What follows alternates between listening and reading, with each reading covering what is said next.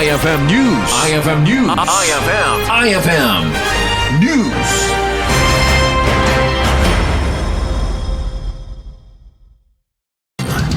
Report.